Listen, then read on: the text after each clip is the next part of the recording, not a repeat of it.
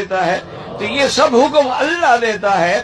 اب جب وہ نئی چیز ایجاد کر رہا ہے، میلاد ایجاد کر رہا ہے، یا اذان سے پہلے صلاۃ و سلام ایجاد کر رہا ہے، اور دن مقرر کر رہا ہے کہ 10 دن محرم کے ماتم کرنا ہے، 12 کو ہم نے میلاد بنانا ہے، 11 کو 11ویں کرنی ہے، تو یہ مقرر کرنے کا اختیار تو اللہ کو تھا، اس کو کس نے اختیار دیا ہے؟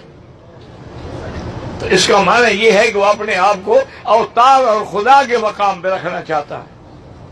اچھا، دوسری بات یہ ہے کہ جب وہ کوئی چیز ایجاد کرتا ہے، نعوذ باللہ، وہ اللہ کے نبی میرے مدنی پاک کی سنت اور دین کا بھی انکار کرتا ہے کہ شاید دین مکمل نہیں ہوا نا، یہ چیزیں رہ گئی تھیں جو حضور نے ہمیں نہیں بتائی۔ دین مکمل ہو گیا کہ نہیں؟ بھئی اللہ کے گھر میں بیٹھے ہو، سچی بات کرو، دین مکمل ہو گیا ہے؟ اچھا، حضور نے وضو